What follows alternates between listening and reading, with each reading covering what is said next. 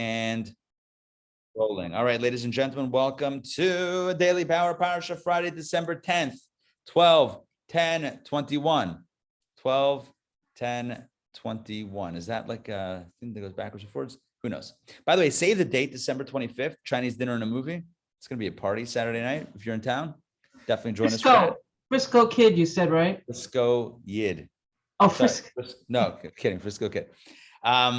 Okay, so let's jump into the Parsha. Torah portion this week is Vayigash, and it is quite dramatic. We have the revelation, the big reveal.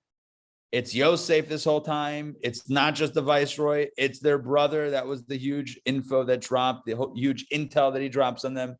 The reunion, official reunion of Yosef and his brothers and his father. Everybody moves down, 70 strong. The Jewish people, or not a people yet, the Jewish family, Bnei Yisrael, the children of Israel, including Yisrael, Yaakov himself, 70 strong, are now living in Egypt. In fact, there's even been meetings, as we read yesterday, meetings between Pharaoh and Yosef's brothers. 5 of the brothers stand before Pharaoh, and Pharaoh says, hey, how are you guys? What do you do for a living? That sort of thing. We're shepherds, to keep them separate. So Pharaoh doesn't get any ideas about them, took the weaker ones. Anyway, there's meetings. And Yaakov himself, Jacob, meets Pharaoh. He blesses Pharaoh. And that ended the famine, as I mentioned at the end of yesterday's session. So now let's jump in to reading number 7. So here's the scope of what we're going to do today. We're going to finish off the reading with the 7th reading. And then we're going to jump to the Haftorah, which is pretty cool. You're going to like today's Haftorah, I think. Let's share my screen. Vayigash 7, Genesis 47 starts with verse 11. 47:11. No 7-Elevens in Atlanta. Do you notice that? Yeah. I don't know that I like that. I kind of like the old 7-Eleven. I know that there's regional differences. Like up north, we don't have the Waffle House. But I know, but I looked it up. Why aren't the 7-Elevens? Yeah, it's a regional thing. They were kind of blocked out of the region. Anyway, my kids like 7-Eleven Slurpees. So when we go to Florida, on road trips, they get their stuff. All right, Genesis chapter 47, verse 11. Here we go. Joseph settled his father and his brothers. The big move. He settles them in, and he gave them property in the land of Egypt. I mean, Joseph could pull that off, right? He's the viceroy. He hooked them up with some land in the best of the land. He gave them the best of the land. In the land of Ramses, Ramses in English, Ramses in Hebrew, as Pharaoh had mandated. Okay? Rashi says, well, what's Ramses? We talked about Goshen this whole time. What's going on here? So Rashi says that is part of the land of Goshen. Part of Goshen is Ramses. So it seems like Ramses was the town and Goshen was like the county. Yeah, it's like Fulton County, Virginia Highlands, little neighborhood, little hood, Ponce Highlands, Morningside. Well, I don't know why I'm mentioning random neighborhoods, whatever. So there was Goshen, and within Goshen was Ramses, and that's where the Jews, that's where Yosef's family, the Bnei Yisrael, that's where they settled. Let's continue. And Joseph sustained his father and his brothers and his father's entire household with bread, according to the young children. That means what does it mean according to the young children? According to what was required for all the members of their household. In other words, he took care of them and their needs. He didn't just generally take care of their needs. He took care of the specific families and what they needed. If they had a lot of kids, then he gave them more resources. If they didn't have it, then whatever. The size of the family is as how he allocated the resources. He took care of them properly. Now we get back to the famine. Okay, very interesting narrative. This is going to, from here to the end of the Torah portion, is going to talk about the effect of the famine on Egypt and Joseph's efforts in providing food for everybody and how that turned out. Very interesting conversation. Or narrative. I mean narrative, not conversation. Now there was no food in the entire land. There's no food. For the famine had grown exceedingly severe. And the land of Egypt and the land of Canaan were exhausted because of the famine. Now, this is going back to the beginning of the 7 years. Rashi says, its scripture returns to the earlier topic, to the beginning of the famine years. This is not, just to clarify, when Jacob comes down with the family, with the Jews, the famine ends. So when we talk about now there was no food in the entire land, this is rewinding 2 years. Beginning of the years of famine. What was it like? Because as the narrative continues to move forward, the famine abates and life is good in Egypt. That's how it moves forward. We're moving back and recalling what happened in Egypt in these 2 years. Now, we know what happened with the brothers coming down to buy food, and he called them spies and blah, blah, blah. But what was going on in Egypt?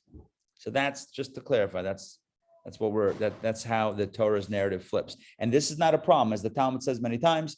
The commentaries say, "Ein mukdam mu'achar b'Torah." There is no Torah is not necessarily limited to chronological order. It doesn't strictly follow chronology. It many times, and here's one example where it goes back a little bit to fill in some gaps.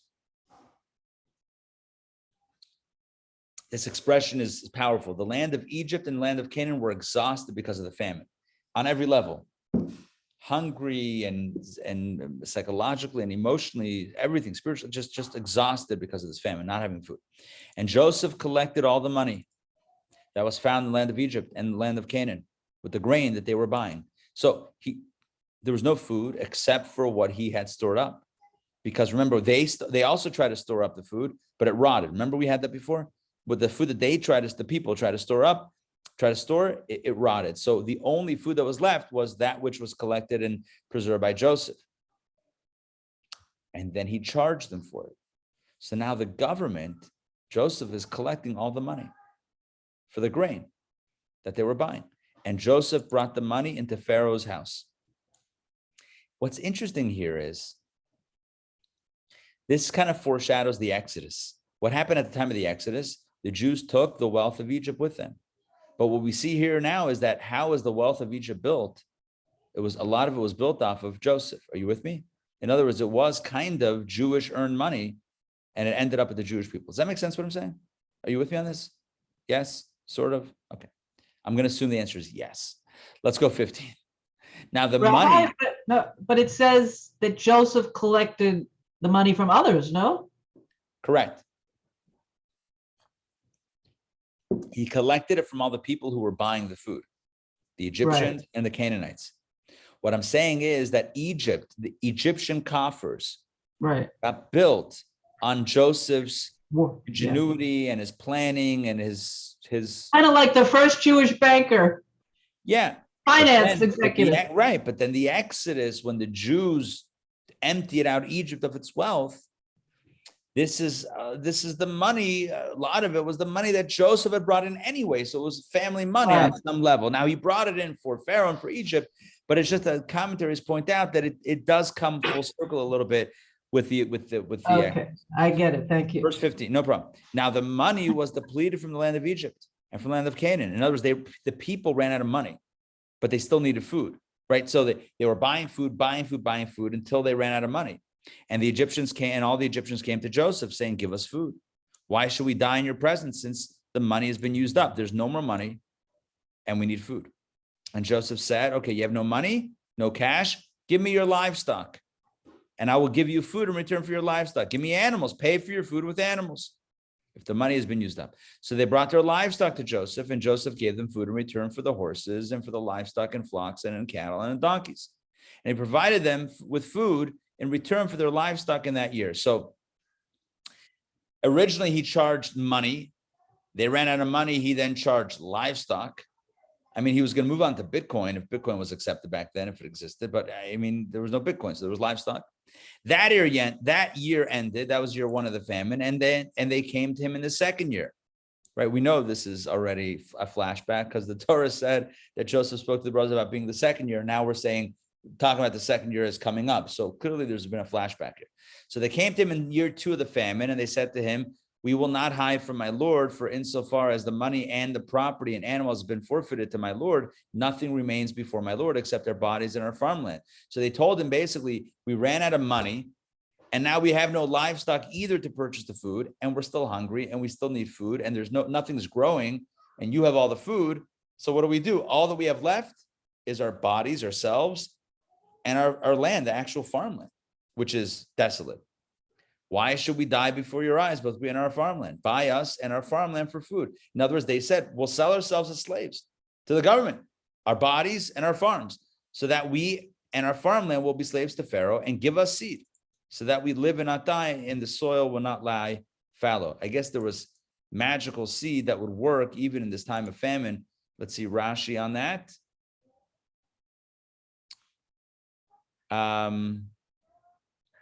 Oh, here we go. That makes sense. Actually combining the narratives. What does it mean, give us seed? With Rashi says, with which to sow the soil. Although Joseph said, and for another 5 years, there'll be neither plow nor harvest. As soon as Jacob came to Egypt, blessing came with his arrival, and they started to sow, and the famine ended. So we learned in the Tosefta of Sota. So basically the famine was ending at that time after 2 years because of the arrival of Jacob and the blessing that he brought. But the people needed seed at this point. Okay, so food was going to grow, but just because the famine ends doesn't mean magically food starts sprouting out of the earth. You still need to plant, and to plant, you need seed. So they said, give us seed. So Joseph bought, give us seed in exchange for the farmland. You give us the seed, we'll give you the land. You'll own the land. You give us the seed, and then we'll, I guess, split the crop somehow, some arrangement. So Joseph bought all the farmland of the Egyptians for Pharaoh. For the Egyptians sold each one his field, for the famine had become too strong for them, and the land became Pharaoh's. So it turns out Pharaoh owned all the land, and he transferred the populace of the cities from one end of the boundary of Egypt to the other end. Only the farmland of the priests he did not buy, for the priests had an allotment from Pharaoh, and they ate their allotment that Pharaoh had given them. Therefore, they did not sell their farmland. So only the priests did not sell their farmland. We see that even the Egyptians respected the priests, their priests. Okay, this transferring the populace is interesting. Let's see Rashi on this. Why did Yosef transfer the populace? Rashi explains, Joseph transferred them from city to city so that they would remember that they have no more share in the land. In other words, they sold their land to the government. So to emphasize the fact that you don't own that field anymore, he made everybody move. Right? He settled those of one city in another city. Scripture did not have to write this except to let you know Joseph's praise that he intended to remove the stigma from his brothers, so that the Egyptians would not call them exiles. Basically, he did this also. There's a second agenda, so that his brothers wouldn't be considered outcasts, foreigners, newcomers. Newcomers, everyone's a newcomer because everyone's moving to a new city. So everybody was mixed around, so his brothers would feel at home in this confusion. All right. Yes, Joy. I know we haven't finished, but it seems awfully harsh to me. It seems harsh to me also. I don't think we're going to have a resolution to that. I agree. It's ruthless. It's ruthless. It's the government, saving up and being proactive, but then selling it to the people. Took it from the people originally. Now you're selling it back to the people. They have no more money. You sell it to them for the animals. They have no more animals. Then you basically get all their farmland in exchange for food, and then you move them around. It does seem harsh. It seems like it was. Look, we live in a democracy, and I know that it's hard to relate to other forms of governance. I don't know if 3,600 years ago, if this was that unusual. That doesn't mean that it fits into our sensibilities today. It doesn't. I'm going to be straight up with you. I find this also to be harsh. But Rabbi, he says, even when Rashi says he did it for the benefit of his brothers, so that they shouldn't feel so out of place. So he made everybody out of place. I mean, we have another way to do this? I mean, is there another way to displace millions of people for 70? I mean, there might be another way to do this. Yeah. Throw a party. I don't know. Whatever. I mean, but we do have the U.S. government, not to the scale, but it retains the right, and sometimes it does it. Eminent domain. It has displaced people. Yeah, it has, right? It has, and it does have that power, and it's used hopefully in a way that's only when necessary. Was this necessary? I don't know. Seems like Joseph is packing the conference. I'm not trying to lean into the criticism. I'm just saying it is a little bit. I think it feels a little harsh. What he's doing. All right. The benefit is that it built the Mishkan. I mean, do ends justify the means? I don't know, but ultimately the wealth came out with the Jews, and some of it went to a golden calf. Okay, but after that, the rest of it went to build the tabernacle. Mark. Yeah, I've got a note here from it. Says Targum Onkelos.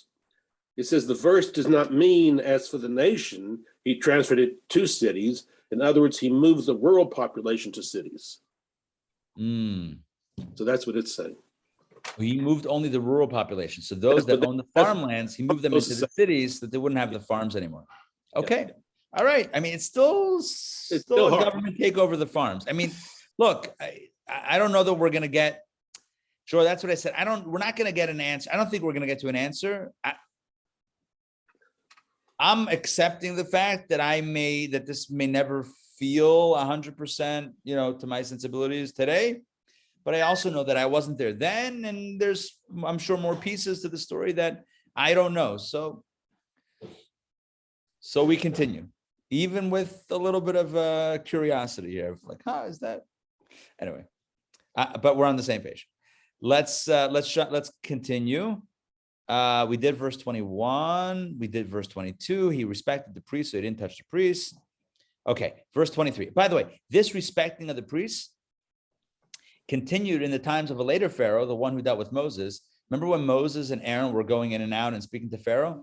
How were they able to go? If the Jews were slaves, how could Moses show up to Pharaoh and start speaking to Pharaoh? Like, who are you, Moses? Because Moses was from the Levite tribe, who were the priests of the Jewish people at that point, and priests were respected by the Egyptians and by the pharaohs. So priests were never touched. The Jewish tribe of Levi, the Levites, were never slaves. Throughout the entire 210 years of slavery, the Jewish priests were not enslaved. That's why Moses could walk freely in and out of the palace. Verse 23, Joseph said to the people, behold, I have bought you and your farmland today for Pharaoh. An announcement, I own you. Behold, I am giving you seed. You have seed, so sow the soil. I love that. So sow the soil. That's great. I would write that. Lovely alliteration. Verse 24, and it shall be concerning the crops. Because now it's complicated, right? So you have farmers, the land, the actual land, the deeds belong to Pharaoh. The deed and the seed. So the deed belongs to Pharaoh. The seed, Pharaoh, the government's giving the people. So they're still working the fields.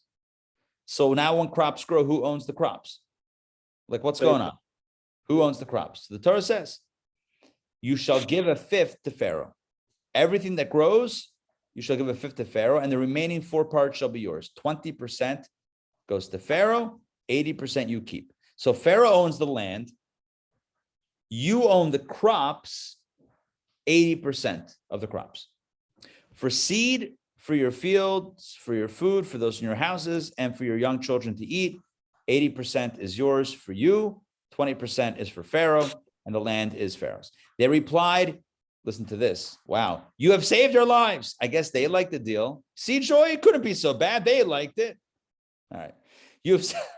I'm kidding, right? You have saved our lives, they said. Let us find favor in my Lord's eyes, and we will be slaves to Pharaoh. Seems like they were excited about it. Verse 26. So Joseph made it a statute to this day concerning the farmland of Egypt for the 1/5. In other words, even as history evolves, I don't know till what point this law was. I don't know if in modern day Egypt today, the 5th rule still applies, but the Torah is saying to this day, to whatever that day was, that this rule in Egypt still exists, that a 5th belongs to the government, that you give a tax of 1/5, 20%. the government. Only the farmland of the priests alone did not become pharaohs. The priests were never touched. The Torah portion concludes with this verse, and Israel. This is not referring to the person Israel, Yaakov, but his family, the people or the family Israel dwelt in the land of Egypt, in the land of Goshen, and they acquired property in it. They were landowners, and they were prolific and multiplied greatly. They were prolific and multiplied greatly. That's the way the Torah portion ends. Let's toggle Rashi. Let's see if we, it's a long reading that we went through today. Let's see if we have some Rashi's here.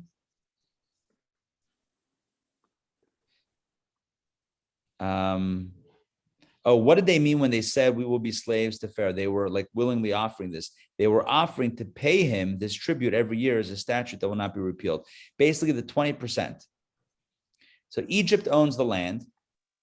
The people own the crops, but only 80% of the crops and 20% goes to the government, and that's the way it is. Okay, all right.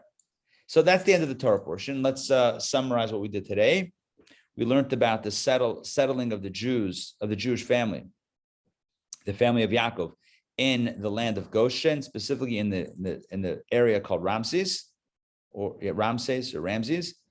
and he spoke about Joseph's wheelings and dealings. Look, he did his job.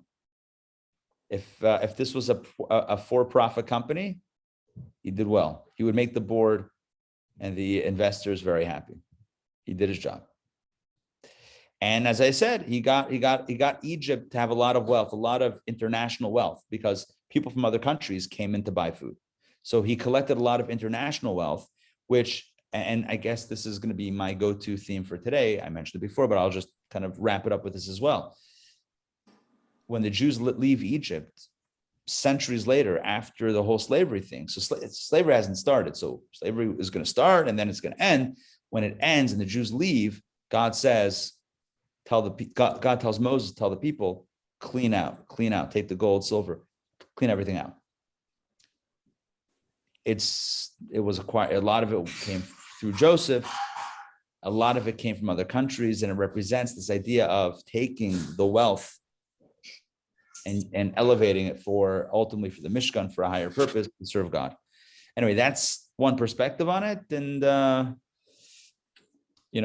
definitely a lot of room, a lot of food for thought. Let's jump now to the Haftorah.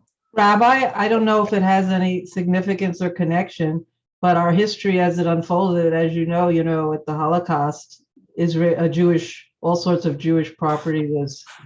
We don't like that. We don't like that, right? We don't like that. That's why, I mean, it's this, when a government confiscates, government, maneuvers to take stuff from people and whatever, it can it understandably, maybe doesn't feel so great. Again, our own people, how much art and wealth was looted by the Nazis. Now, that was just straight up looting, obviously, in the context of the Holocaust, which is horrific start to finish. This is in exchange for food. They were being supported. I don't know. All right, let's do the Haftorah. The Haftorah is very interesting because it talked, one of the big dramatic moments in the Torah portion is right at the beginning of the parsha, where Yehuda approaches Yosef. Vayigash elav Yehuda. That's the first Vayigash. Vayigash elav Yehuda, and Yehuda, Judah, approaches the viceroy, who he doesn't know is Yosef. So there's like this clash of the titans. You have Judah, mighty Judah, and the mighty Joseph. And in Jewish history and Jewish thought, these represent two forces within our people: the Judah force and the Joseph force. And there's a lot of interesting dynamics. It says actually there are going to be two messiahs. We didn't talk about this in the this can happen in Mashiach course. It says there's Mashiach ben David and Mashiach ben Yosef. There's Mashiach, the son of David, who's from the tribe of Judah, And then there's Mashiach, from the lineage, or from the lineage of Joseph, of Yosef. What it means exactly is for another time, but there's like two different dynamics, the Judah and the Joseph dynamic, and they're clashing a bit in the beginning of this Torah portion. Judah stands up to Joseph and says, you got to let Benjamin go. Eventually, Joseph reveals his identity and they reconcile, but there's this kind of this clash. Historically, there would also be a clash, two different kingdoms of the Jewish people, the northern kingdom and the southern kingdom. You know, the Jews, after they got Israel, they got autonomy, and there was King David and King Solomon, but right after King Solomon, that very next king, Rehoboam, the kingdom split. It fractured. 10 tribes to the north, 2 tribes to the south. So we have this idea of like the kingdom of Judah and Joseph, symbolic of this split. And this Haftorah, which comes from the book of Ezekiel, is all about Mashiach and how in the ultimate time, finally the fracture, the split, will heal. The Judah and the Joseph, which represent the fracture amongst our people and really, the fracturing in general, is going to heal and come together. And you'll see the Haftorah talks literally about Judah and Joseph as being two distinct elements that will come together as one in the Messianic era. It's a beautiful Haftorah. Let's begin. Ezekiel writes, the prophet Yecheskel says, and the word of the Lord came to me saying, this was the prophecy. And you, son of man, take for yourself, listen to this, one stick, take for yourself one stick and write upon it for Judah and for the children of Israel, his companions. That's one stick. And take a second stick, take one stick, another stick, and write upon it for Joseph, the stick of Ephraim and all the house of Israel, his companions. So on one stick, you're writing about Judah, on the other stick, you're writing about Joseph. Now what do? I got 2 sticks with an engraving, with a carving. Now what? Verse 17, God says, and bring them close, one to the other into one stick. You see that? Oh, it's so nice, unity, right? 2 sticks, and bring the 2 sticks together, and they shall be one in your hand. Ari, I hate to interrupt. Sure. Why did yours say stick? My translation says tablet. Tablet? I have no idea. In the Hebrew, it's eitz. Oh, maybe it's a wood tablet. Right, that's what this says. Yeah. Eitz means wood. Right.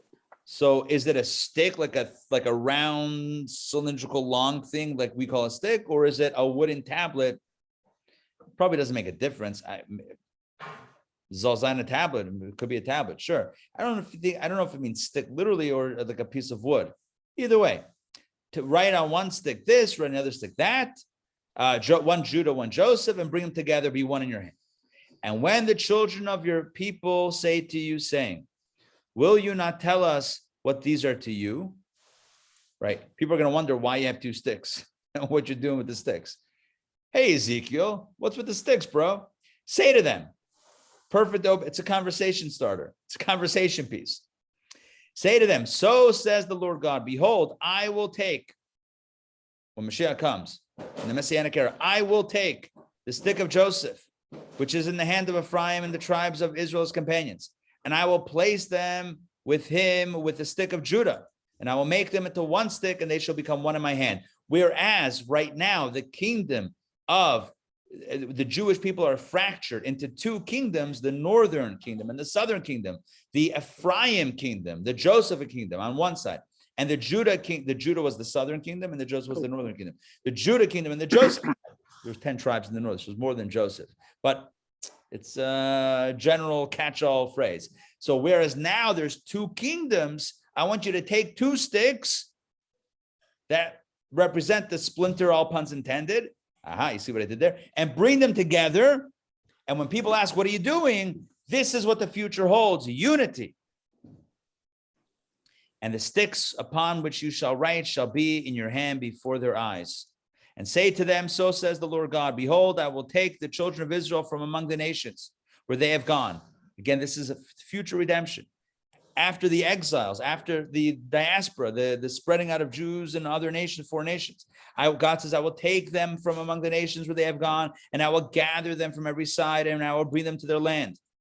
And and when I bring them to their land, to Israel, I will make them into one nation in the land upon the mountains of Israel, and one king shall be to them all as a king. One king is huge. I forgot to mention. I mean, maybe it was implicit, but I forgot to specify. When the Jewish people split into two kingdoms, they had two kings. That's why it's called two kingdoms. I mean, it may be obvious, but I should flesh it out. There were kings. King Saul was the first Jewish king, then King David, then King Solomon. Saul, David, Solomon. That was it for unified kings. That was it. 3 generations. That was it. And then split, 2 kings, a southern kingdom, a northern kingdom, a kingdom of Judah, kingdom of Joseph. 2 different kings. And it created a lot of drama. I mean, the whole book of the prophets, the book of Nach is all about this stuff. Anyway, but what's the prophecy? A future time awaits when we're going to get together, when everyone's going to be gathered and back home, live together as one with one king, and they shall no longer be 2 nations. Neither shall they be divided into 2 kingdoms anymore. No 2 nations, no 2 kingdoms. And they shall no longer defile themselves with their idols, with their detestable things or with their transgressions. And I will save them from all their habitations in which they have sinned. And I will purify them, and they shall be to me as a people, and I will be to them as a God. That's pretty cool. I like that line. I like that little last line. So again, this is the Messianic era. Everyone's going to be one.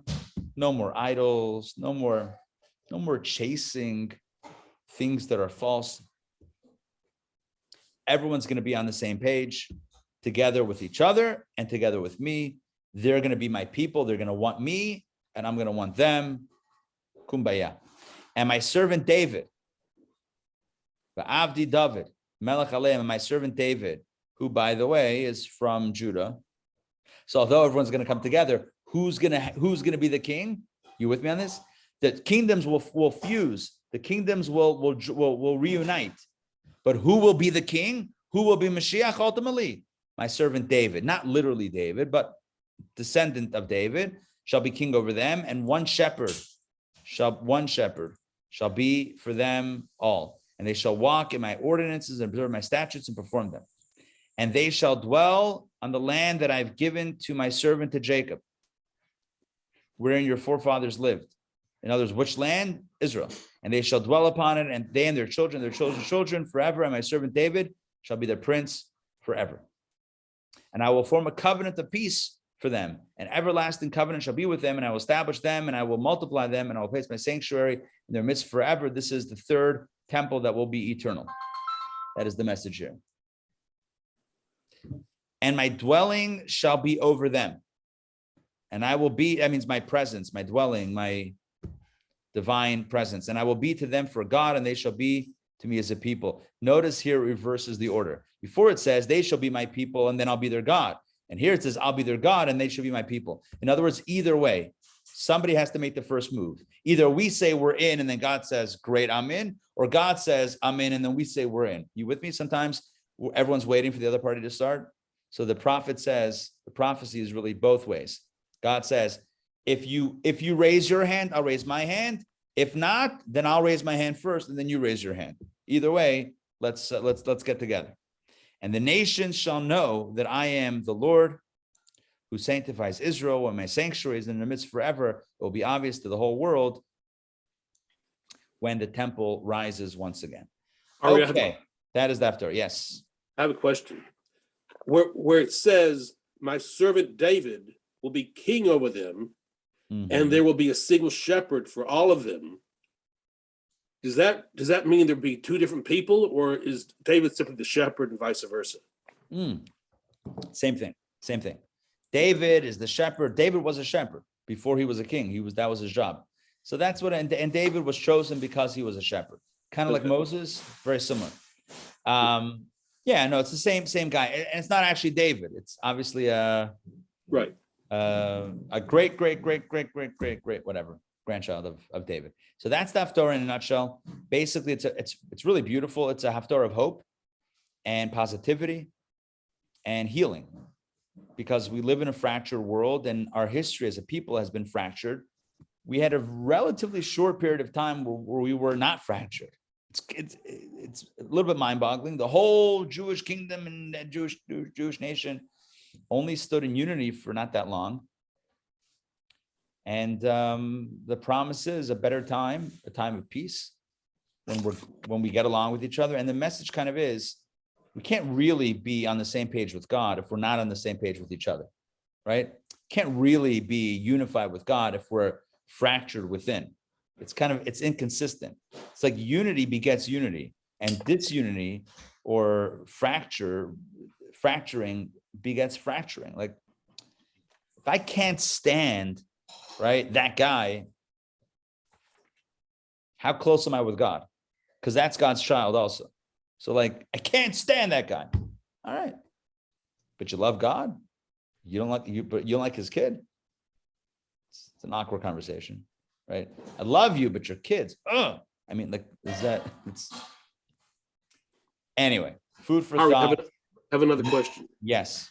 Sorry to interrupt you, but it says, my servant David will be king over them. It says that 24th verse. But then it says, where is that? It says that later, it says, a few lines down, it says, and my servant David will be prince for them. So why would he first be king and then he'll be prince? And is it all the same person? Same person. He's gonna have a dual role, king and a prince. But now we have to define what the king role is and what the prince role is. Prince doesn't mean the son of the king. It's not prince the way we refer to it. Prince means the nasi. Nasi means the spiritual leader. King is the physical leader, the warrior in chief, right? King is like a military position also. Whatever the expression is, right? So king is like the physical part, and the prince is the spiritual part. Mashiach will be both. As Maimonides says, we studied in the This Can Happen course. Mashiach is both fighting the wars of God, fighting the battles physically, and also learning in Torah. He's got both qualities, the physical and the spiritual components fused into one. I want to conclude with one insight. It says in Kabbalah and Chassidus that what are these? Okay, Joseph and Judah, they were people, but they represent something also. Joseph represents study, Talmud, study. And Yehuda represents action, which we've spoken about many times in the Judah motif. He's like, gets things done. Judah is, right? So the question is, here's the battle between theory and practice, study and action. Is it better to study or is it better to do? If you have an hour, should you study Torah or should you go out there in the streets and wrap tefillin? Yeah, what should you do? That's the question. Okay, that's a very, very specific form of the question. Chabad on my brain, right?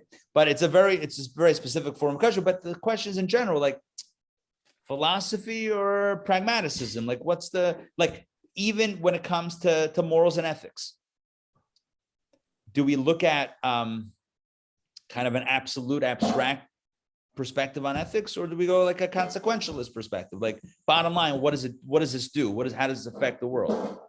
So this is another form, another iteration of this battle between Judah and Joseph. Yehuda is action, Joseph is study.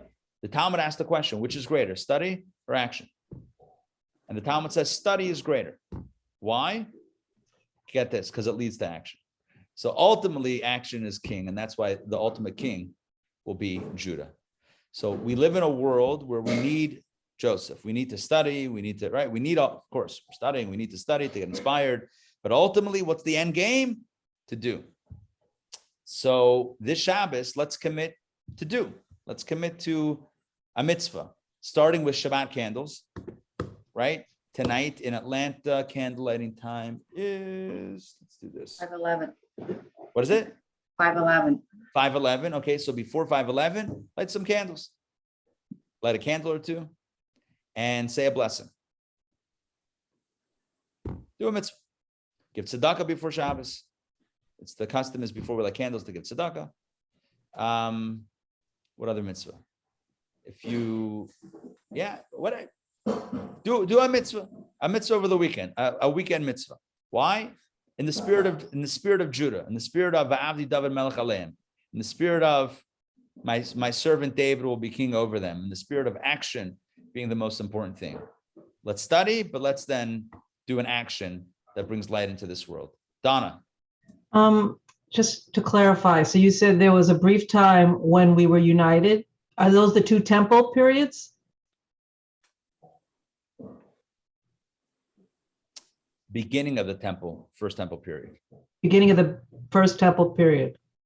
Yeah, well, the split of the kingdom only lasted until the first temple was destroyed, because at that point, the 10 tribes were exiled and lost. So, yeah, we were unified for the second temple, but there was only a fraction of our people left. So more towards the first temple. When I'm referring to the fracturing, it's in the first temple era. David designed the temple, Solomon built the temple, and his son already broke it. The kingdom of the north, just to put in perspective, the kingdom of the south is where the temple was. The kingdom of the north was so antagonistic to the kingdom of the south. I mean, they were both antagonistic to each other. I'm not blaming one or the other, but they put guards on the highways to make sure that no one in the northern kingdom would make a pilgrimage. It's a biblical mitzvah to go to the temple for the holidays. They put guards and soldiers on the highway to make sure that no one from the north would go to the temple. They didn't have the temple, so the north, so they couldn't. We don't have the temple, then you can't have it either. That was their, I mean, how do people think, right? Just get into human psychology, right? We split off from you. We're rivals. You have a temple. We're not gonna send our people to you. Not happening. And if somebody wants to, we're not gonna let them. They set up their own altars. Don't ask. That's how idolatry came in. It's terrible stuff from a monotheistic Jewish perspective. Terrible stuff went on. Whatever. I mean, there's our history. It's all in the books. But my point was simply that it didn't last that long. The unity didn't last that long. Now, was there ever subsequent unity? Yeah, there was unity subsequently at some later point. There was also unity and whatever. But it's this ongoing process. The world is still fractured. Our people are still fractured. And so more than ever, as ever, we need Mashiach. Mashiach is the purpose of the theme of the Haftarah is that what is Mashiach? It's healing. In one word, it's healing. And that's a good thing. All right. Yeah, I'm going to also jump. Good Shabbos, everyone. Be well. Take care. And see you soon. Shabbos.